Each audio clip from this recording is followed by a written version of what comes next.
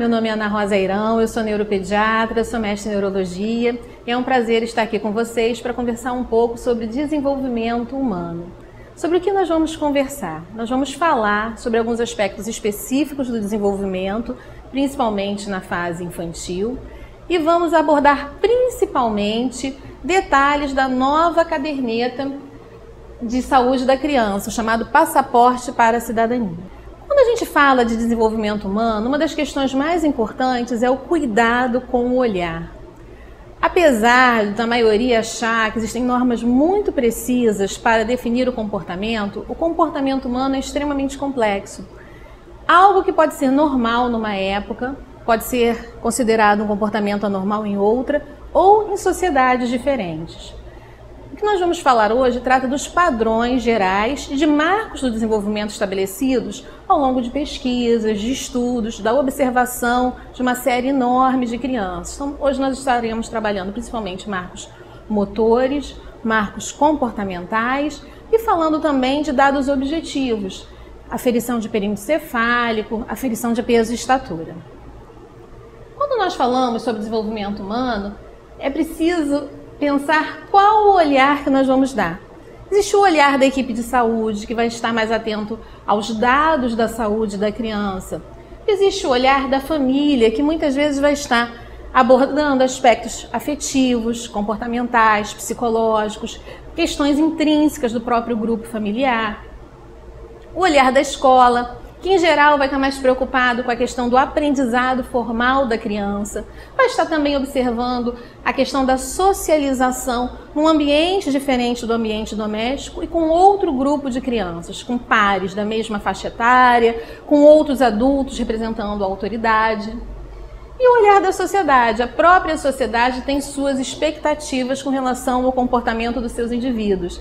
Então, em alguns momentos, essas normas sociais e essas expectativas sociais também vão estar influindo sobre a nossa maneira de olhar.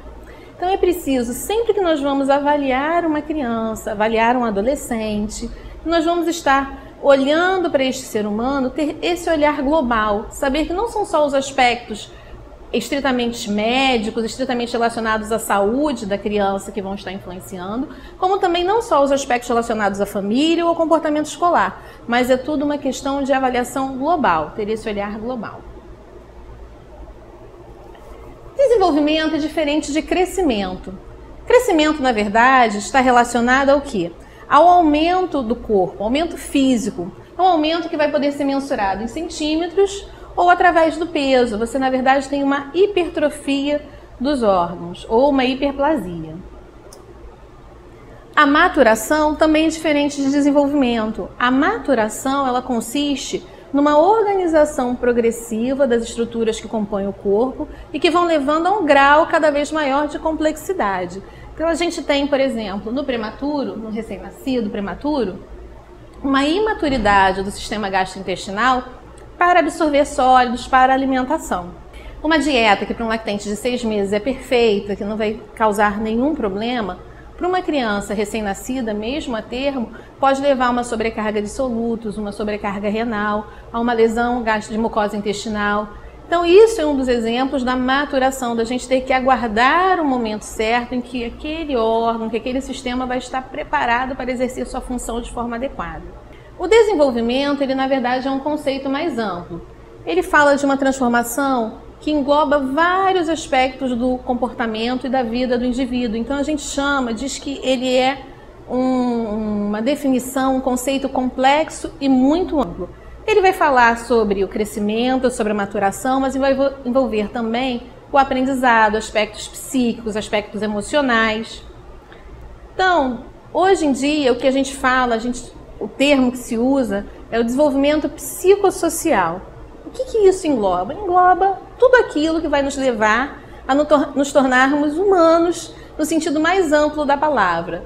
Não apenas do ponto de vista de organização genética, de herança genética, mas sim todas as interações, todas as relações, a capacidade de influir no ambiente, a capacidade de exercer a nossa cidadania, a capacidade de modificar a realidade à nossa volta.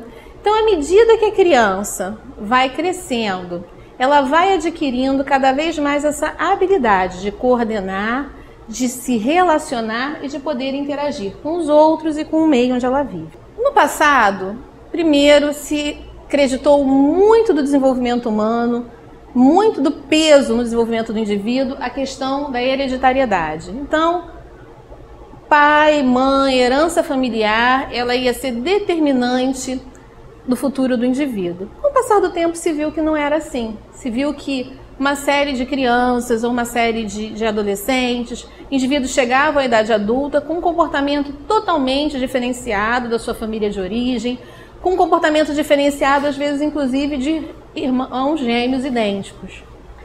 Depois de algum tempo, se passou a valorizar também de uma forma muito grande o ambiente. Então, a genética foi deixada de lado, não importava qual era a sua origem, não importava a sua herança genética, o que importava era o ambiente, o que você fazia, como você se construía. Hoje, o que se sabe é que existe uma interação, uma inter-relação entre esses dois aspectos. Existe um potencial genético que o indivíduo traz e existe um ambiente que vai permiti-lo desenvolver ou limitá-lo nesse potencial que ele já traz. Isso vale para vários aspectos, um deles é a inteligência. Uma criança que tem pais com uma inteligência limitada pode ter uma inteligência acima da média e vice-versa.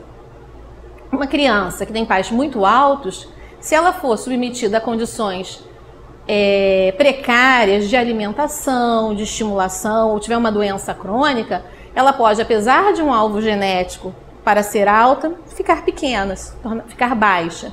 Então, a questão hoje do desenvolvimento ela é abordada do ponto de vista interacionista. A relação entre o potencial que o indivíduo traz, o potencial herdado, e o ambiente onde ele está, os estímulos que ele vai receber para desenvolver esse potencial. O sistema nervoso, como um todo, é o grande órgão responsável pelo aprendizado e pela exteriorização dos nossos comportamentos.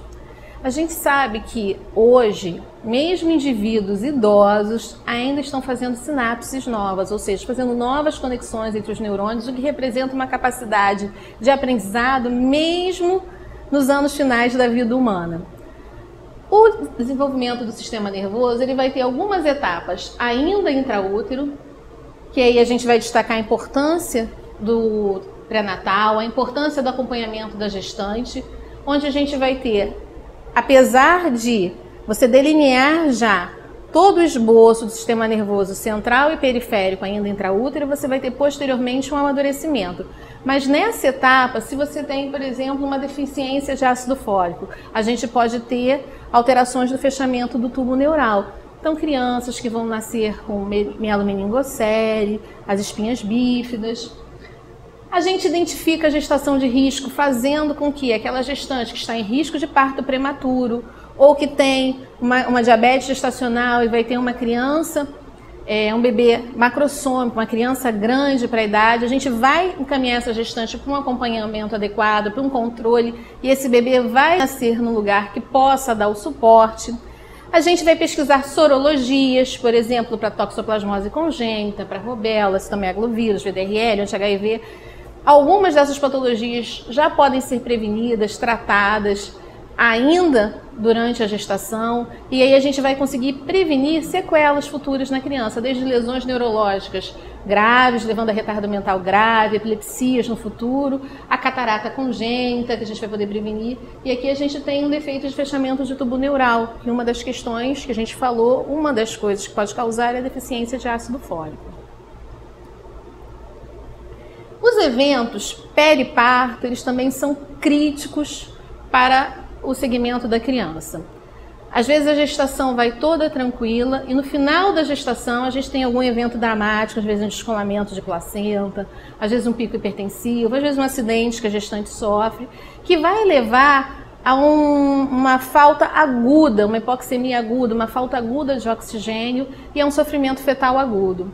Essa criança, ela, apesar de ter tido todo um acompanhamento, uma gestação toda adequada, ela pode ali naquele momento sofrer graves sequelas, sofrer insultos graves, que podem levar a um retardo, a um comprometimento grave do desenvolvimento no futuro. Mesmo naquelas condições logo após o nascimento, aquelas condições imediatas, a gente pode ter, às vezes, uma questão relacionada à anestesia para o parto, algum medicamento que a mãe teve que fazer uso e a criança nascer sedada. Então, às vezes, a gestação veio toda tranquila até o momento do parto. Durante o parto, dentro de tudo da normalidade, tudo que foi planejado, se faz uma medicação adequada e, às vezes, a criança nasce deprimida ou sedada. E aí o atendimento imediato na sala do parto, com as intervenções adequadas, vão ser fundamentais para que essa criança possa se desenvolver adequadamente. Ao longo da vida, o nosso sistema nervoso ele vai estar se desenvolvendo de forma muito dinâmica, de forma muito rápida até. Na infância é o pico, o grande pico do desenvolvimento. Para a gente ter uma ideia, como exemplo, o cérebro do recém-nascido ele tem um peso em torno de 300 a 330 gramas. Quando a criança chega a 1 ano de idade, o peso do cérebro está em torno de 900 gramas, ele triplica. O que isso significa? Significa que você teve um aumento, né, de sinapses, um aumento da árvore neural, você teve aumento de axônios, então aumento da massa mesmo, massa encefálica.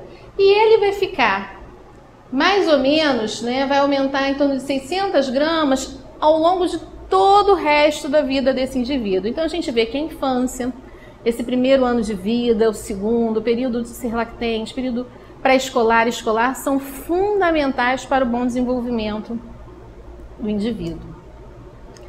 O desenvolvimento hoje ele não é mais um acompanhamento exclusivamente médico. Hoje não basta só a criança fazer suas consultas médicas de rotina para que ela tenha o seu desenvolvimento adequadamente acompanhado. Hoje o desenvolvimento ele é uma questão que envolve vários profissionais, várias especialidades.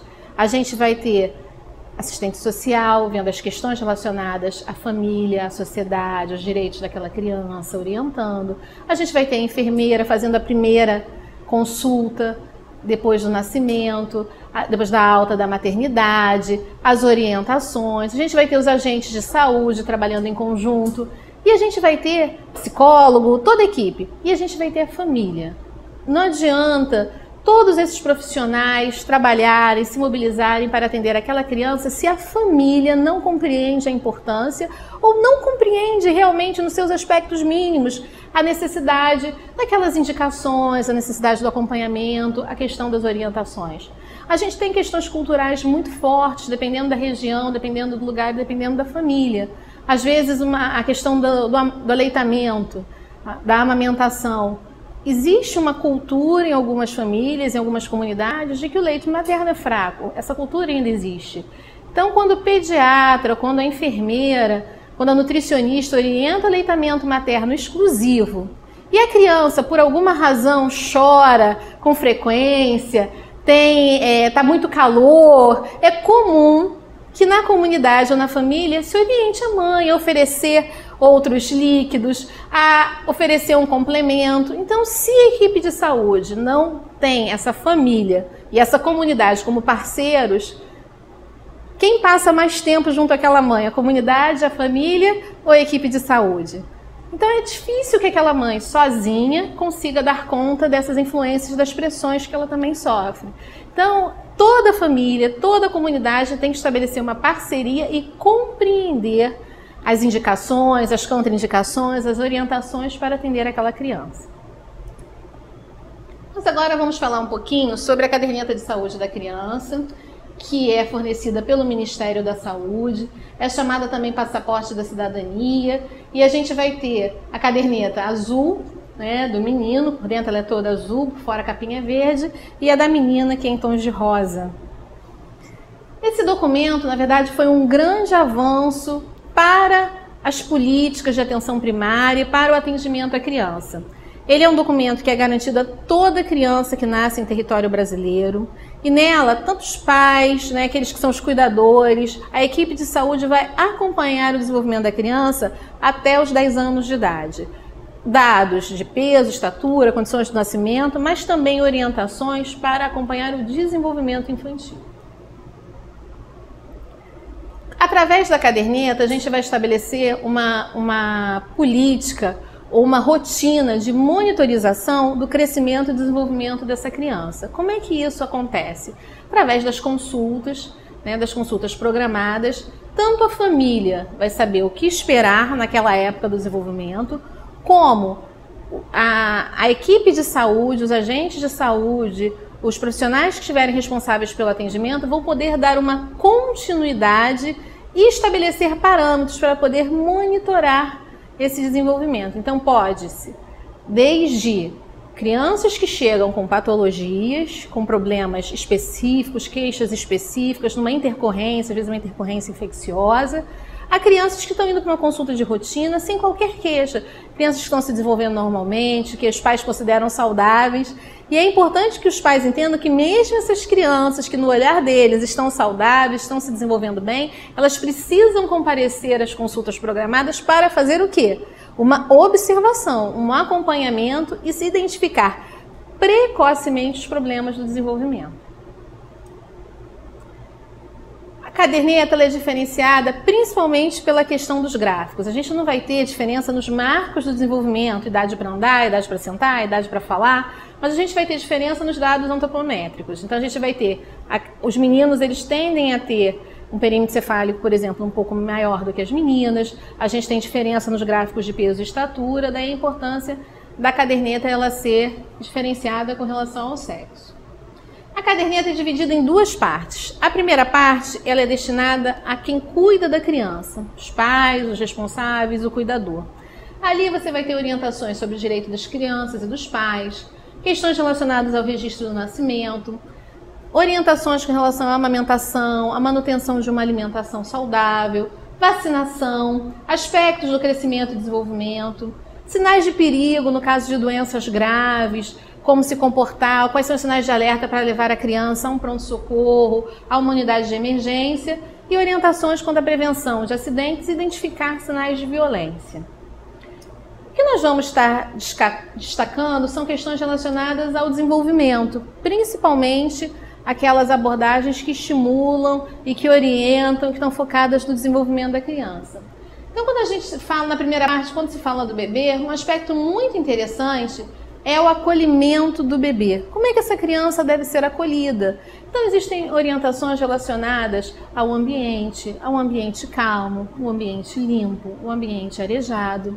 Questões relacionadas aos animais domésticos, se afastar dos animais domésticos, mesmo aqueles que estão acostumados, que são muito dóceis, que são muito carinhosos, porque os animais podem ter reações intempestivas. A gente tem uma questão de higiene relacionada ao bebê que está chegando.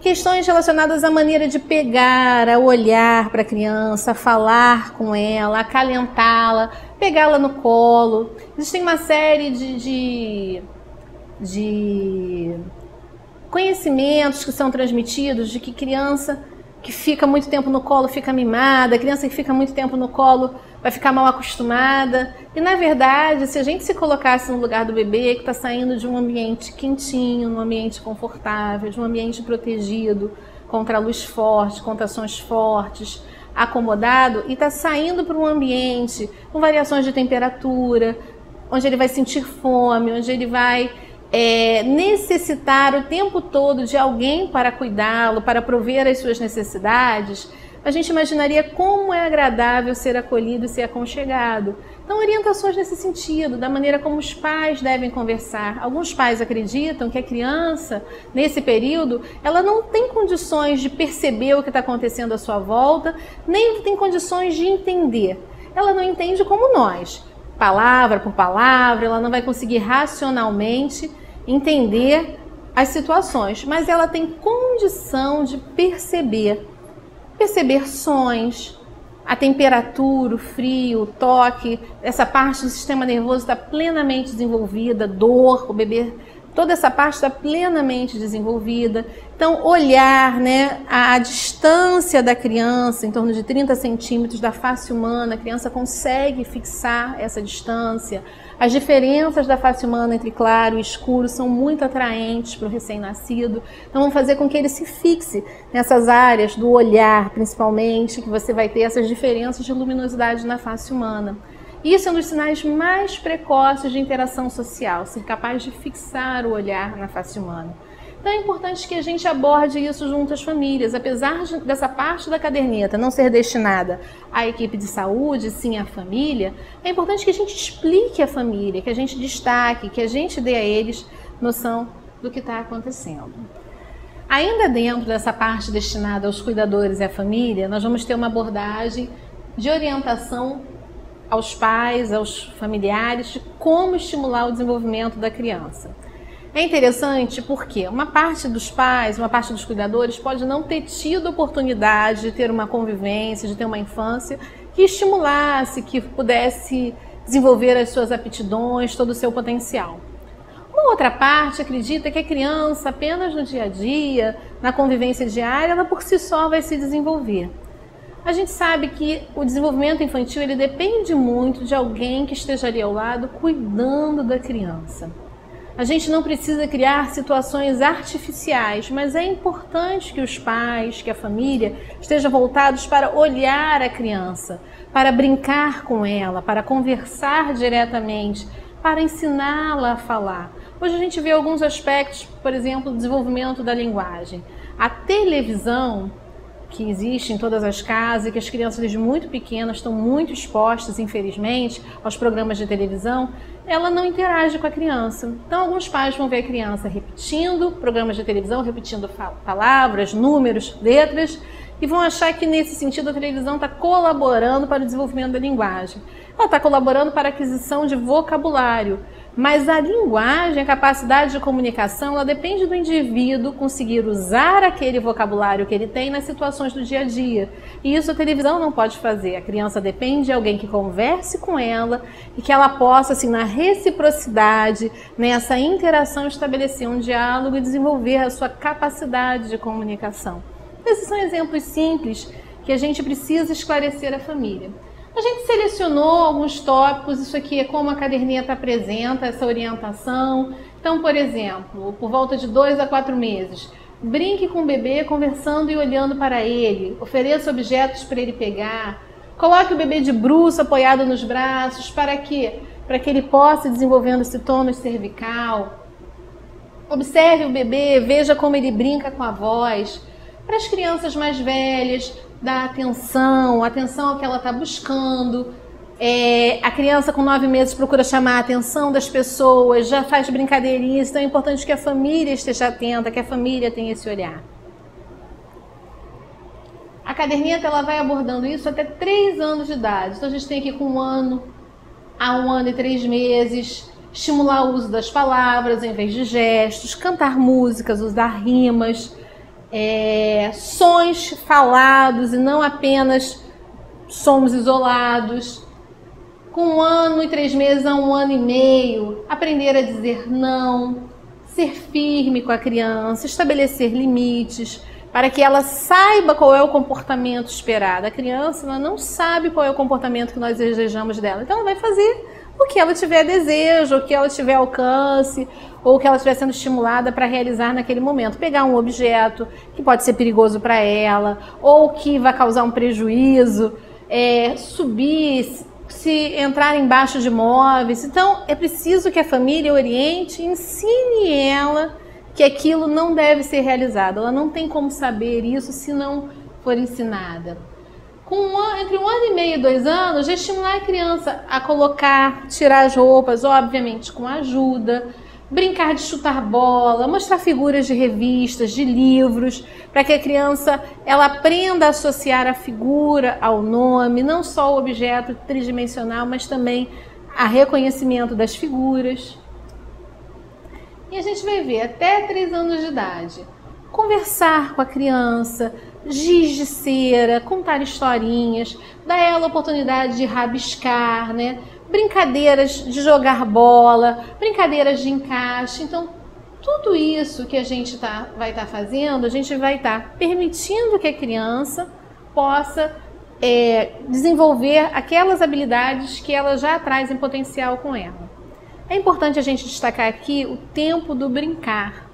Na nossa sociedade, o brincar ele tem sido interpretado como um tempo de atividade. Então, se a criança ela faz uma atividade dirigida, como natação, como futebol, isso é interpretado como um tempo em que ela está brincando. Isso nem sempre é verdade. Durante a atividade dirigida, ela tem regras às vezes rígidas, ela vai ser explorada nos seus limites, ela vai ser impulsionada e ela não vai poder, naquele momento, realizar aquilo que ela tiver desejo, nem botar ali algumas fantasias.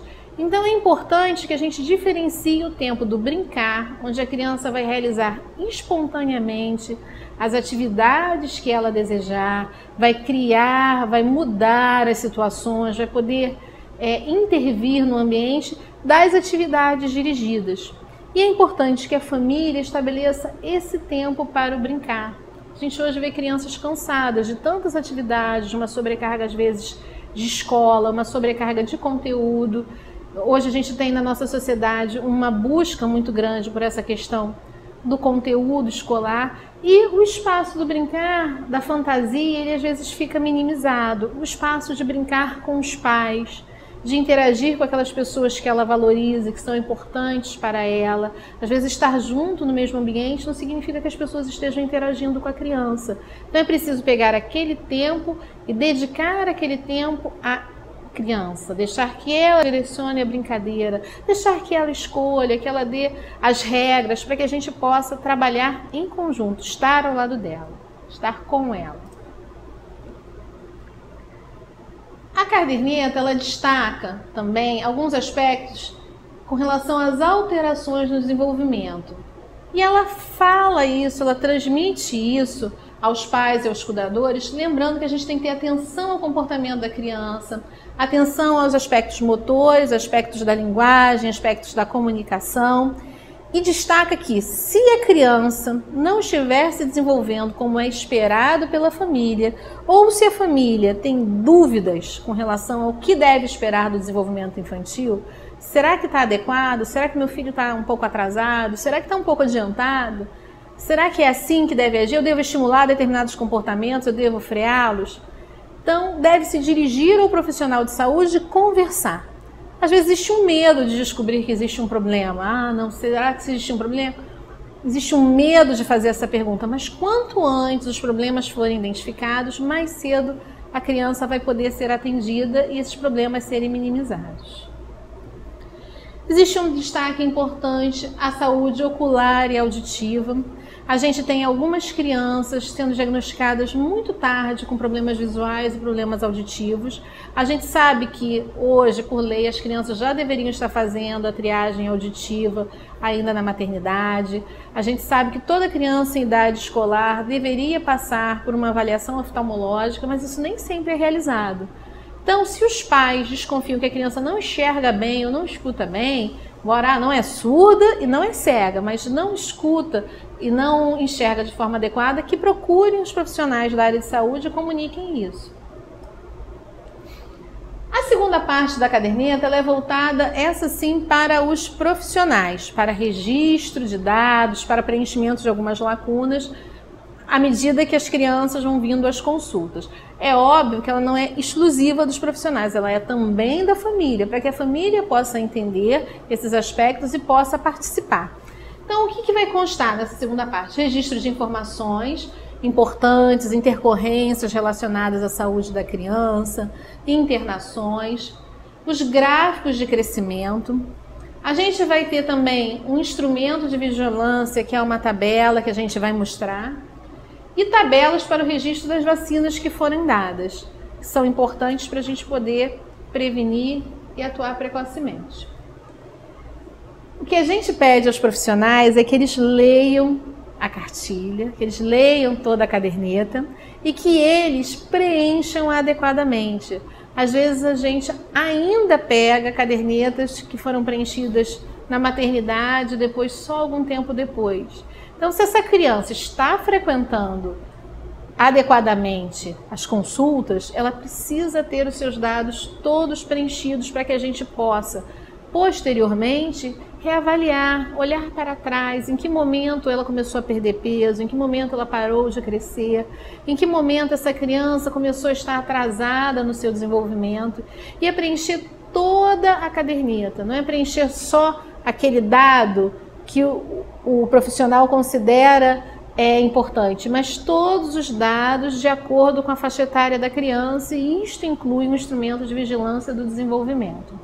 A gente vai ver também que às vezes a gente vai ter famílias que não estão levando a caderneta quando levam a criança à consulta, ou que não estão levando a criança a essas consultas. Então, na medida que o profissional vê que a caderneta está em branco, é preciso perguntar e pedir, ou primeiro pedir a caderneta e depois perguntar. Acho que a criança não tem vindo à consulta, cadê o registro das consultas? Por que está em branco? Será que foi outro profissional que não preencheu? Então, é preciso valorizar. A caderneta ela é um grande avanço, ela é uma política de atenção primária que pode mudar, que pode precocemente proteger a criança e mudar a vida dessa criança. Isso começa com algumas informações do pré-natal, informações que vão ser preenchidas ainda na maternidade. Então, com relação ao pré-natal, saber quando a mãe iniciou esse pré-natal. A gente já conversou aqui sobre a importância da gestação para o desenvolvimento do sistema nervoso. Então, a gente sabe que algumas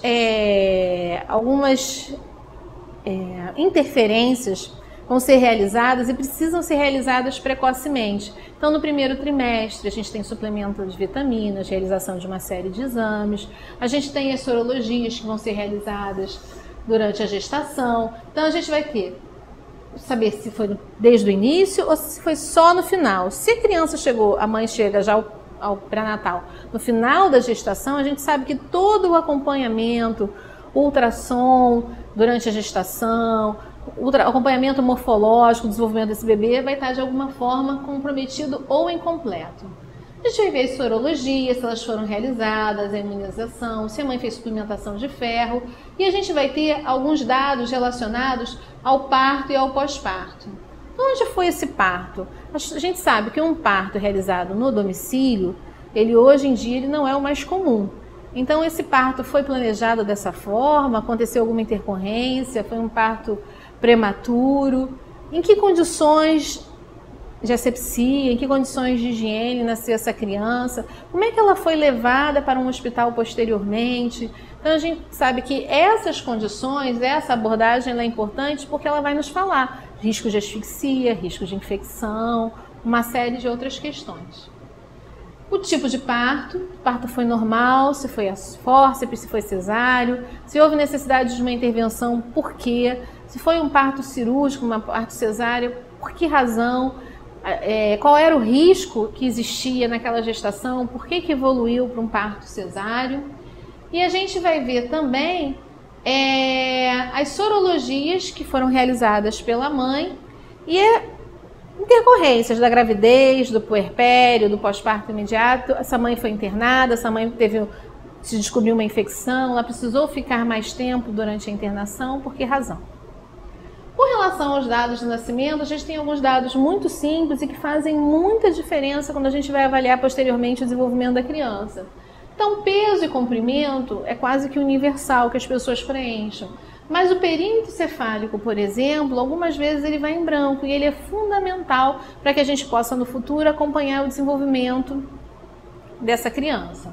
A gente vai ver a questão do índice de Apgar, a idade gestacional, ele foi prematuro, ele foi a termo, a gente tem problemas específicos do prematuro, como a gente vai ter problemas específicos da criança que é pós-termo.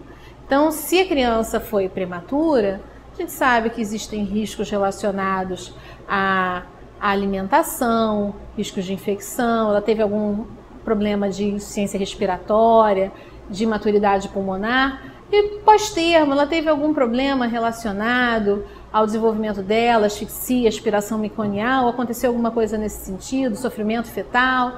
Então, essas questões, às vezes, embora os pais não saibam informar, quando a gente olha esse dado, a gente pode suspeitar e pode inferir algumas informações daí. A gente vai ver a questão do aleitamento na primeira hora de vida, que é importante para que a gente possa estimular e estabelecer esse vínculo já ali, ainda na sala de parto, o mais rápido possível. E a gente vai ver alguns testes específicos. Então, teste do reflexo vermelho do olho, por exemplo, teste do pezinho e a triagem auditiva. O teste do reflexo vermelho do olho ele é feito com oftalmoscópio. E o que vai se ver naquele momento? A gente tem entre a retina né? E a parte externa do olho, meios transparentes. Então, ao se olhar pela pupila, o que a gente vai ver com o oftalmoscópio e colocando a luz naquela direção é um reflexo vermelho, porque todos os meios devem estar transparentes. Se você tem uma catarata, se você tem uma alteração ali dos meios que estão ali entre a parte externa do olho e a retina, você vai ter ou um reflexo branco, às vezes um reflexo como se fosse um olho de gato. Então isso indica que essa criança deve ser encaminhada para uma avaliação de um especialista, de um oftalmologista. O teste do pezinho, ele também chamado de teste de triagem neonatal, ele pode ser feito na sua forma básica ou na sua forma ampliada. Então, na nossa rede, a gente faz ele na forma mais básica e vai ser detectada a questão da fenilcetonúria, do hipotireoidismo e da anemia falciforme. A fenilcetonúria e o hipotireoidismo são desordens do metabolismo, que podem ser prevenidas ou tratadas. Então, a fenilcetonúria é um erro inato do metabolismo. Então, essa criança, se ela tiver fenilcetonúria, ela vai ser encaminhada para um acompanhamento com uma dieta especial. O hipotireoidismo é uma alteração com uma baixa de hormônio tiroidiano e a ausência de hormônios tiroidianos ou a baixa desses hormônios, elas levam a retardo mental, a lesão, a atraso de desenvolvimento. Então, nessas duas condições, a gente pode prevenir que essa criança, que se não for tratada e identificada, ela vai ter um retardo mental, ela certamente vai evoluir com retardo mental. No caso da identificação e da intervenção precoce, essa criança vai evoluir com um desenvolvimento até dentro da normalidade na grande maioria dos casos, se essa intervenção for precoce. A triagem auditiva, ela é importante, como a gente estava falando, o teste da orelhinha, né? Ou as emissões otoacústicas. Como é que ele é feito? Então, é um aparelho indolor, é um exame que ele não necessita de sedação, ele é rápido e se emite um som, um eco, e vai se registrar, se no ouvido interno, o movimento ciliar da cóclea. Então, aquele som ele foi capaz de estimular o ouvido interno e vai se registrar essa resposta. Então, a gente se sabe que a criança ela está escutando, o ouvido interno ele está funcionando adequadamente. Isso é importante porque a gente tem já crianças que nascem surdas. 1 a 2 crianças em cada 1000 nascidos vivos nasce surda. Se você identifica precocemente esses casos, você vai também poder intervir e reabilitar precocemente essas crianças.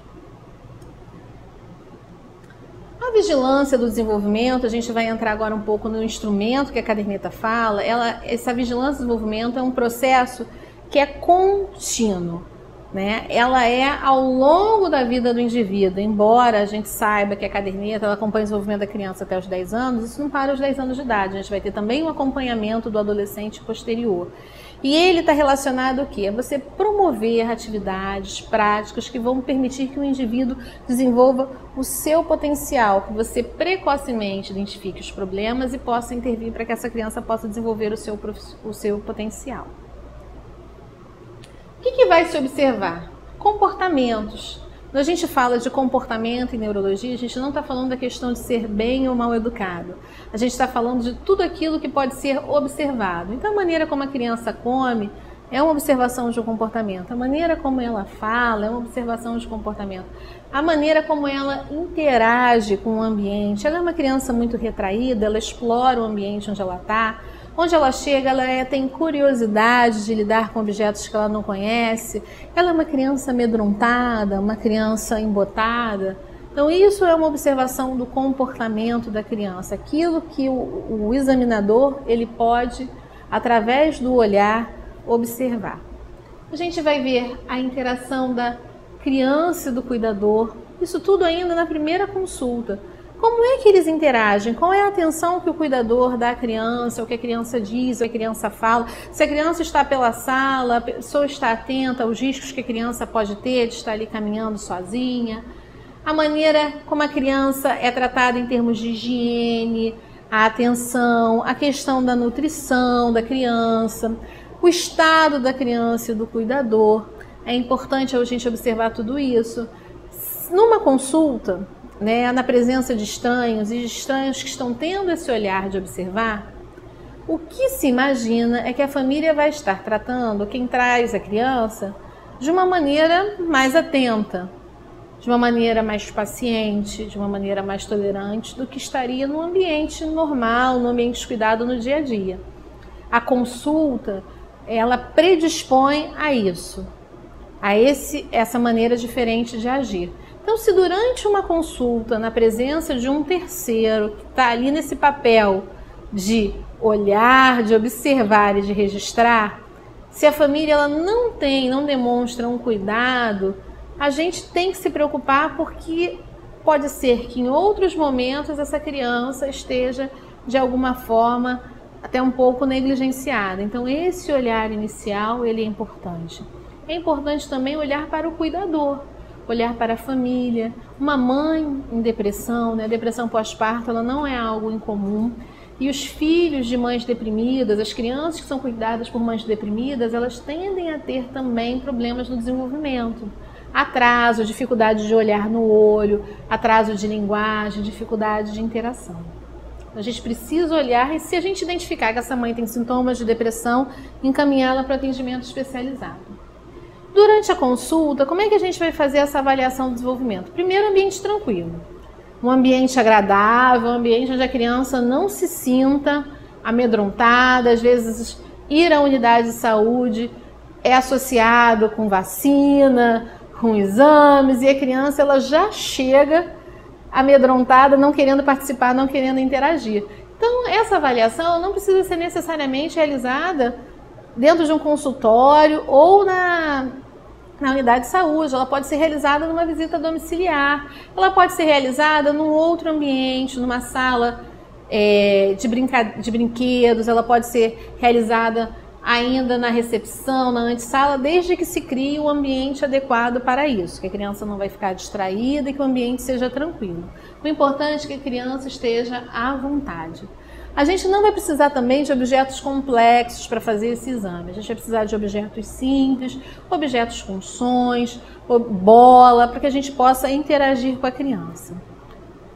O profissional que vai fazer, ele pode ser um profissional de atenção básica, não é necessário um especialista. O que a gente está falando aqui hoje não é para o especialista, é exatamente para o profissional que vai estar fazendo a triagem. E o primeiro passo da vigilância é perguntar à família o que a família acha do desenvolvimento da criança. Quem passa a maior parte do tempo com a criança é a família, não é o profissional de saúde. Então, eles têm um olhar muito diferenciado e durante horas de convivência, de observação, que a gente, numa consulta, durante um momento de visita, a gente não vai conseguir ter esse olhar tão amplo. Então, é importante ouvir o que eles acham e valorizar isso. Valorizar. Às vezes, uma queixa, eu acho que ele não dorme bem, ele não tem dormido bem, o que está por trás desse não dorme bem, desse não dormir? Vamos ouvir, vamos conversar, vamos explorar isso. Ele está com dificuldade para se alimentar, eu tenho achado que ele anda chorando muito, que ele anda muito triste, ou ele anda um pouco agitado, e a gente poder observar. Na caderneta são destacados alguns fatores de risco que a gente tem que, já na presença deles, ter um olhar ainda mais atento, ainda mais cuidadoso para essa criança. Então, quais são esses fatores? Ausência ou pré-natal incompleto, se ocorreu algum problema durante a gestação, durante o parto, criança que foi prematura, que nasceu com baixo peso, abaixo de 2,5 kg, que teve uma icterícia grave, que mesmo que tenha tido a alta na época adequada, precisou voltar e ser hospitalizada novamente ainda no período neonatal, antes de completar um mês de vida. Se teve uma doença grave, meningite, traumatismo craniano, convulsão. Se os pais são parentes, né? Se existe uma consanguinidade entre os pais, porque isso vai predispor, às vezes, algumas doenças familiares e doenças genéticas. Se a gente tem histórias de deficiência mental na família, histórias de problemas psiquiátricos, de problemas neurológicos. E se existem fatores de risco ambientais, que são o quê? Violência doméstica, depressão materna, alcoolismo, uso de drogas nas pessoas que moram com a criança, suspeitas de abuso sexual. Então, essas crianças, elas vão ter que ter um olhar diferenciado já aqui. E do ponto de vista do exame físico, que a gente falou aqui, a gente viu na anamnese. Agora a gente vai estar falando do exame físico. Quando a gente for examinar a criança, perceber alterações no perímetro cefálico, a gente vai falar sobre ele.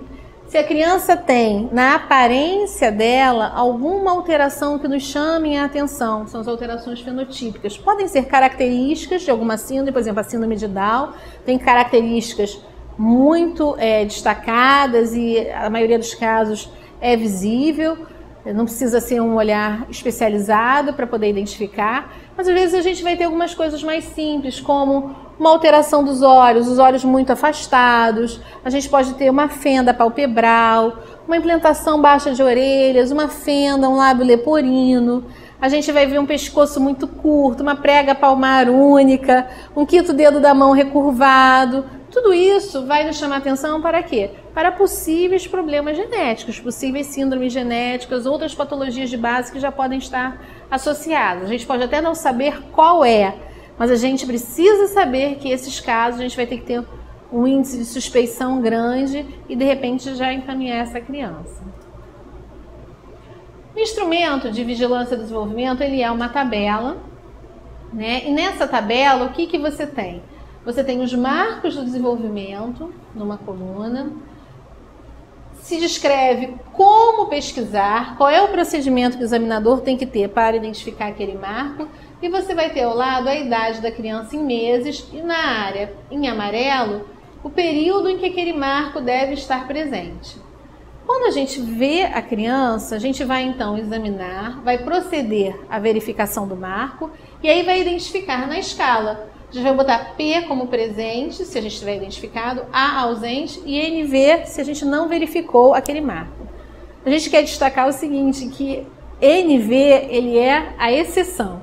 Não verificar um marco de desenvolvimento tem que ser a exceção. Ou porque a criança começou a chorar muito, desistiu de interagir, ou porque a criança estava com algum outro problema de saúde, então não é adequado avaliar o desenvolvimento naquele momento. A criança está com uma pneumonia, está com febre, a criança está prostrada. Então não adianta a gente querer que ela vá interagir com a gente, que ela está num momento diferenciado, num momento que não vai ser adequada essa avaliação.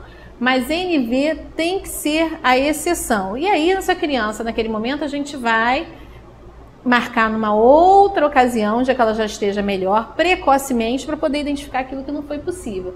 Então, vamos dar um exemplo. Marco do desenvolvimento. Observa um rosto. Como é que a gente conversou aqui no início, como é que a gente vai avaliar esse marco? Colocar o rosto da gente a uns 30 centímetros, o rosto do examinador, a uns 30 centímetros do rosto da criança e observar se ela olha, se ela consegue fixar o olhar no examinador.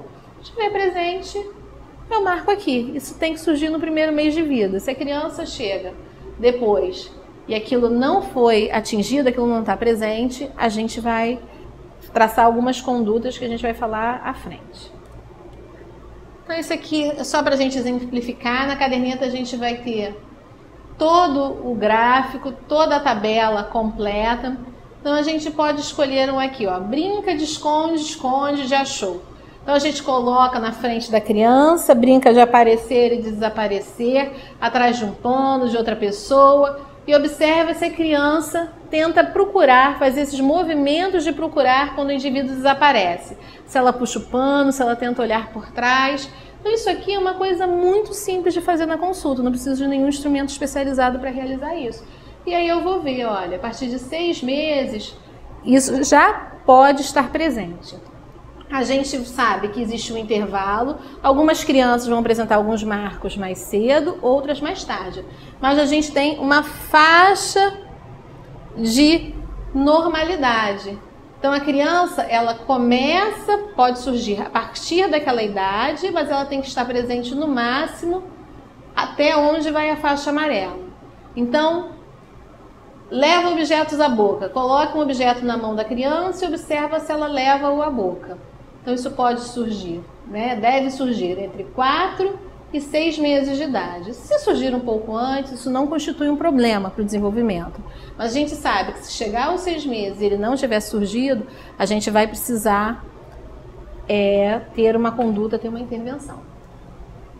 E aí a gente vai, a tabela ela vai até 36 meses. Em conjunto com os dados que eu aferi, então a gente vai ver se está P presente, A ausente, NV não verificado. Eu preciso daqueles dados de acordo com a faixa etária. Eu vou avaliar também em conjunto o perímetro cefálico. Como é que o perímetro cefálico ele é avaliado? A gente vai usar uma fita métrica. O ideal é que fosse uma fita métrica de pano, porque ela não se deforma. Mas isso é inviável para questões de higiene, para o dia a dia. Então, uma fita métrica de pano é usada mais como instrumento de pesquisa. Mas, se nós pudermos usar a mesma fita métrica e o mesmo examinador a ferir. Por quê? Porque vai se passar a fita métrica pela proeminência occipital e pela região logo acima dos olhos. Examinadores diferentes, às vezes vão colocar um pouquinho acima, um pouquinho abaixo, isso pode dar uma diferença. Um vai usar a sua fita, e a fita às vezes já sofreu algum grau de deformidade por causa do calor, por causa da manipulação. Então pode dar diferenças numa avaliação. Então o ideal é que o mesmo examinador, com a mesma fita, avalie a criança. Então, passando a fita pela proeminência occipital e pela região logo acima dos olhos, vai ser aferido o perímetro cefálico. Se a criança tem alguma deformidade ou alguma assimetria craniana, a gente mede o perímetro cefálico no maior diâmetro, registra isso na caderneta, aferido no maior diâmetro. E a gente vai marcar de acordo com a idade da criança. Os gráficos eles são diferentes para menino e para meninas. A gente sabe que os meninos têm um perímetro cefálico um pouco maior na mesma idade que as meninas. Então a gente vai marcar com o mês de vida, qual é o valor, com 2, com 3, e vou assim formar uma curva. A importância da curva é que uma medida isolada, ela não vai me relatar como como está sendo o desenvolvimento e o crescimento, né, desse segmento cefálico da criança. Por que a cabeça cresce, na verdade, né? O que faz com que a cabeça cresça? A cabeça cresce quando o seu conteúdo cresce. Então, dentro do conteúdo craniano, nós temos o cérebro, nós vamos ter os vasos sanguíneos, o sangue, nós vamos ter líquor. Se a cabeça, né, se o segmento cefálico cresce pouco, o cérebro deve estar crescendo pouco, deve estar crescendo lentamente. Se cresce rápido demais ou acima da média, a gente deve estar tendo o quê? Acúmulo de líquido, que pode ser uma hidrocefalia, o acúmulo de sangue, no caso de uma hemorragia, de uma malformação vascular, ou aumento de massa encefálica, que pode ser um tumor. Então, a aferição do perímetro cefálico, ela me fala do desenvolvimento e do estado do conteúdo do crânio. Então, a gente vai poder identificar precocemente patologias e até alterações na velocidade de desenvolvimento. Então, às vezes, a gente tem uma criança que vinha na curva adequada e aí, subitamente, ela estaciona. Esse estacionar, a partir daquele período, a gente vai investigar o que aconteceu. Houve alguma doença grave, uma doença crônica, uma internação? Essa criança, ela vinha no desenvolvimento normal e, a partir daquele momento, ele parou. Então, que intervenções eu posso ter e que investigação eu necessito fazer? Uma aferição isolada, né, uma única aferição, ela não tem muito valor, porque se a criança estiver subindo na curva ou estacionada na curva, eu não tenho como identificar com uma aferição única, a não ser que ela esteja acima ou abaixo do limite máximo.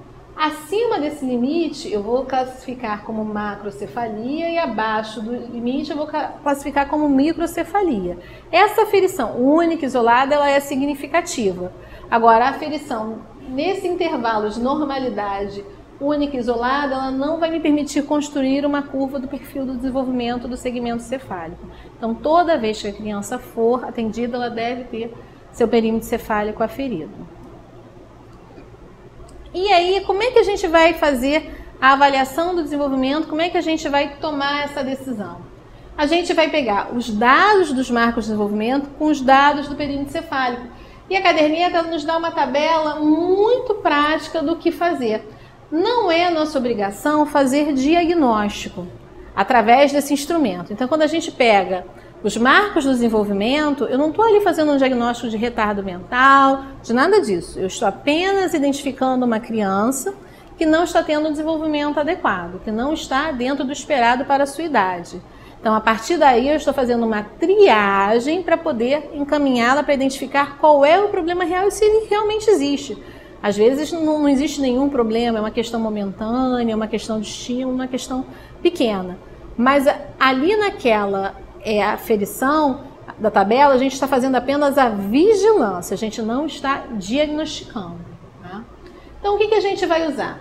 A gente vai usar a questão do perímetro cefálico. Então, se esse perímetro cefálico está abaixo do mínimo ou acima, menos 2 scores ou mais 2 scores, a gente vai ver se a gente tem 3 ou mais alterações fenotípicas, se a gente tem a ausência de 2 ou mais marcos para a faixa etária anterior. Então, essa criança ela tem um provável atraso no desenvolvimento e ela vai ser, então, encaminhada para uma avaliação de um especialista. Se a criança tem ausência de 1 ou mais marcos para a sua faixa etária, mas todo o resto está adequado, vai ser feito o quê? Um alerta no desenvolvimento. Então, o que vai se fazer? Orientar a mãe, perguntar, fazer uma anamnese mais cuidadosa, orientar a estimulação do desenvolvimento e pedir o retorno daquela criança em 30 dias. Com aquela orientação e a mãe seguindo a intervenção, a gente vai ver se então a criança recupera. E foi só um alerta, não houve nenhuma intercorrência, nenhum problema mais grave.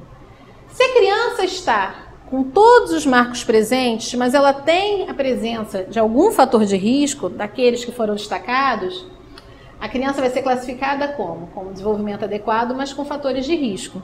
Então, a mãe precisa ser informada. Olha, ele está se desenvolvendo bem, mas ele foi baixo peso ao nascer, ou ele teve uma icterícia grave, ou ele teve uma doença grave, uma meningite. Então, é preciso que a mãe fique atenta, que o cuidador fique atento. E a gente vai, então, indicar quais são os sinais de alerta para os transtornos do desenvolvimento, para os atrasos do desenvolvimento. E se todos os marcos estão presentes, a criança não tem nenhuma alteração, o perímetro cefálico está adequado, ela não tem fator de risco, essa criança apresenta desenvolvimento adequado. Então, o que a gente vai fazer? A gente vai elogiar a mãe, isso é importante, né? Dar a ela um reforço positivo, dizer a ela, olha, que bom, seu filho está se desenvolvendo bem, é sinal de que a família tá bem, que está tudo indo tranquilo, que vocês estão, poxa, cuidando super bem da criança, para que a mãe tenha esse retorno, essa sensação de satisfação e mantenha esse olhar atento, esse cuidadoso.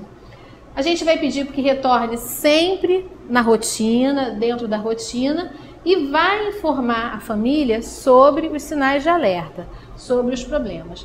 A caderneta, ela traz uma observação que é o seguinte: se a mãe perceber que a criança está com alterações no comportamento, a criança vinha muito bem, sinais de alerta, né? Alguma coisa mudou, a criança agora está com o comportamento alterado, aquela criança, então, ela vai voltar precocemente. A gente vai orientar a mãe que ela busque esse retorno precocemente e não espere uma consulta agendada, que ela retorne antes de 30 dias para ser reavaliada. A caderneta, ela então possibilita de forma muito simples que qualquer pessoa com um treinamento básico, ela possa aferir alguns dados da história, fatores de risco, alguns dados da observação, que são os fatores fenotípicos, alguns dados antropométricos, que é a medida do perímetro cefálico dessa criança e a colocação dessa aferição na curva, e os dados da vigilância do desenvolvimento. Ninguém vai decorar todos aqueles marcos infinitos, é preciso usar a tabela. Juntando esses dados, a gente vai poder precocemente, então, identificar, triar e encaminhar para avaliação neuropsicomotora. Encaminhar com um especialista. Mas já tem algumas situações que a caderneta contempla, situações chamadas situações especiais. Então, a primeira dessas situações é da criança com síndrome de Down ou trissomia do 21. Que é uma alteração genética bastante comum. A gente sabe que existem alguns fatores de risco, como idade da mãe, por exemplo, mas a trissomia do 21, ela já traz, bem determinado e com muita, já na literatura científica, alguns riscos que estão presentes. Então, risco de uma cardiopatia congênita, riscos de alterações hematológicas, riscos de alterações de coluna cervical. Então, essa criança, ela já tem toda uma série de alterações, de riscos, que ela está submetido apenas por nascer com essa síndrome genética, com a síndrome de Down, chamada síndrome de Down. Então a gente não precisa esperar que surjam problemas. Essas crianças já vão ser precocemente encaminhadas para estimulação e já vão ter essas alterações, as situações clínicas especiais abordadas e determinadas. Então existe um guia básico para o acompanhamento da criança com síndrome de Down. Então o losango ele identifica aquilo que é obrigatório ser realizado. E o S/N é se necessário, ou seja, se o profissional, se a pessoa que está avaliando achar que a criança tem necessidade de ser revista. Então a gente vai ver, por exemplo, a parte nutricional, avaliação nutricional, avaliação do crescimento e desenvolvimento. Obrigatoriamente a gente tem as faixas etárias. Ao nascer, com 6 meses, e depois anualmente, até 3 anos, com 5 anos, 6 anos. Então, antes dos 10 anos, ela tem que voltar. Obrigatoriamente, a criança tem que ser avaliada nesse sentido, nessas épocas. Estimulação precoce. Se indica obrigatoriamente até 1 ano de idade.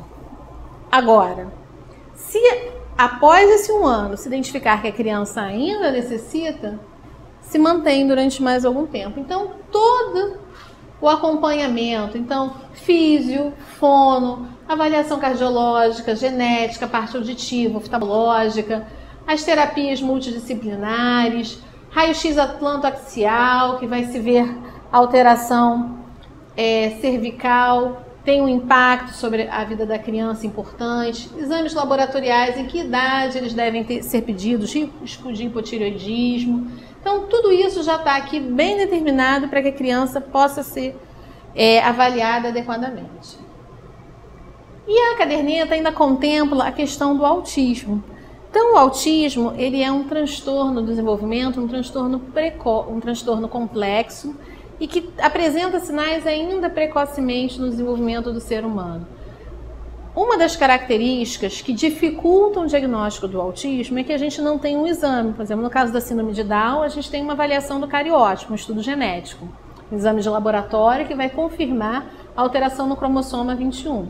No caso do autismo, a gente não tem nenhum exame que vá caracterizar, que vá mostrar e fazer o diagnóstico. É uma questão da observação do comportamento da criança. E a gente tem critérios estabelecidos, né, pelo Manual de Doenças de Desordens Mentais da Academia Americana de Psiquiatria, e a partir desses critérios, que são critérios de alterações qualitativas na interação social, na comunicação, no uso da imaginação e no comportamento, é que a gente vai identificar essas crianças em risco, né, ou com características sugestivas de autismo e encaminhá-la para um especialista para que ela possa ser adequadamente avaliada. Então, uma criança que até 3 anos de idade, ela apresenta alguns sintomas de comprometimento qualitativo da interação social. O que é isso? Não é a quantidade, mas sim a qualidade. As pessoas têm uma ilusão de que o autista ele não se relaciona, de que ele vive isolado no mundo dele. Isso não é.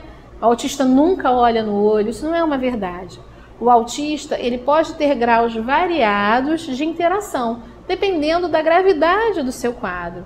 Então, às vezes a gente vai ter alguns autistas que algumas crianças que preferem ficar isoladas, brincar sozinhas, que não contam, que não compartilham os interesses. Mas quando o pai, a mãe pergunta, ela responde.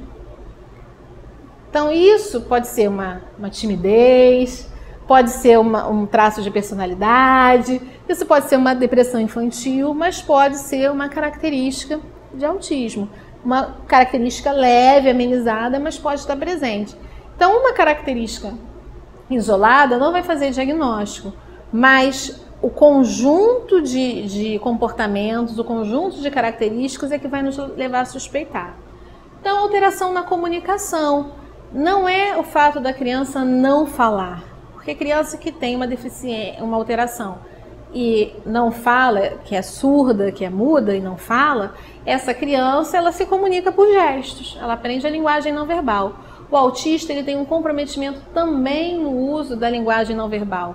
Às vezes os autistas falam, às vezes falam muito. Tem alguns que são hiperléxicos, que repetem programas de televisão inteiro, que recitam músicas, recitam falas, diálogos vistos na televisão, propagandas, mas aquela palavra, aquele vocabulário, ele não é usado no dia a dia, na vida de relação. Então é uma fala, mas que essa fala não comunica. Então é um comprometimento qualitativo na comunicação. E os comportamentos, né? Comportamentos mais estereotipados, repetitivos, fixados em rotinas, às vezes em partes de objetos, dificuldade de participar de brincadeiras imaginativas que envolvam a imaginação. A gente sabe que os autistas têm dificuldade em entender as nuances do relacionamento social, as entrelinhas do relacionamento social, e isso vai dificultar a sua participação em brincadeiras que não sejam objetivas. Então, às vezes, a gente vai ver as crianças com características de autismo gostando muito de brincar de quê? De objetos de rodar, de brincadeiras de correr, movimentos, bolas, de fazer alguns sons repetitivos, brinquedos de encaixe. Então, a caderneta, o que ela faz? Ela traz alguns sinais de alerta que não são sinais que vão estar fazendo o diagnóstico, batendo o martelo do diagnóstico, mas que, para quem está atendendo a criança e para a família, vão chamar a atenção para que essa criança possa ser investigada e ser encaminhada. Então a gente vê assim, alteração de sono, que às vezes pode ser uma alteração inespecífica, uma criança que não consola, que não consegue ficar calma, uma criança ainda pequena que não quer ficar no berço nunca, ou que também não se acalma no colo, ou que não gosta de colo, só quer ficar no berço. A gente vai ter uma sensação de indiferença, a criança não fixa o olho no cuidador, não tem um sorriso social, quando é acolhida ela se sente desconfortável, tem um desinteresse por essa troca, dificuldade de atenção compartilhada, então dirigir o foco visual da atenção com outra pessoa, a pessoa chama e a criança tem dificuldade de compartilhar a atenção, de olhar no olho, comportamentos estereotipados, então às vezes o bater, né, de mãos, de palmas, o se balançar, estalar os dedos. Né? Os pais às vezes acham que a criança é surda. A criança, ela tem uma hipersensibilidade, pode apresentar determinados tipos de sons, então a criança coloca as mãos no ouvido para sons que para nós são agradáveis, que não estão trazendo nenhum problema, nenhuma dificuldade. A ecolalia, que é repetir frases. Então você pergunta como vai, a criança repete como vai, tudo bem, tudo bem. E você percebe que a criança não está conversando, ela está na verdade só repetindo aquilo que está sendo dito. Então vai repetir às vezes uma frase, repete a última palavra que é dita no ambiente. Tendência a isolamento, interesses muito restritos, então só gosta de conversar sobre aquele assunto, só gosta de brincar com aquele objeto, ou interesses que não são adequados à idade. A criança gosta só de ficar olhando um objetozinho pequenininho, uma criança pequena que fica ali horas com aquele objeto pequeno, né, na sua mão, uma chama de uma vela, um parafusinho rodando. E, às vezes, algumas habilidades especiais. Então, a criança já muito pequena sabe o alfabeto, conhece os números, conhece as cores, às vezes habilidades para matemática, às vezes para música. Então, essas crianças elas têm que ter um olhar diferenciado e ser encaminhadas para um especialista.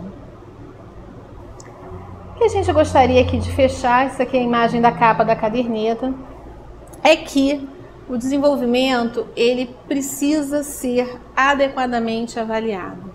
Não basta durante uma consulta, durante a visita da criança, para avaliação, que se pergunte com que idade andou, com que idade sentou, né, com que idade falou, se está bem na escola. Ah, está bem na escola, está alfabetizado, e é preciso ter um olhar diferenciado. Essa criança, ela está alfabetizada mesmo, ela está aprendendo adequadamente, como é que está a questão da escola? A escola está funcionando, dando respaldo, dando, né, a base necessária para que essa criança se desenvolva socialmente, não só intelectualmente, mas nas relações com seus pares, nas relações com outras crianças e outros adultos.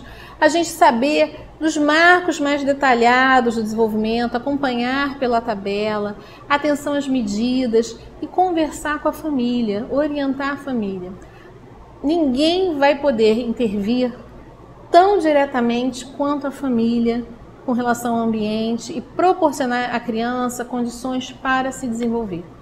Ninguém vai poder proporcionar no dia a dia melhor terapia, melhor intervenção do que aqueles que estão com a criança a maior parte do tempo. Então a gente precisa que essa família seja esclarecida, que essa família seja orientada, que essa família seja parceira da equipe de saúde no acompanhamento dessa criança.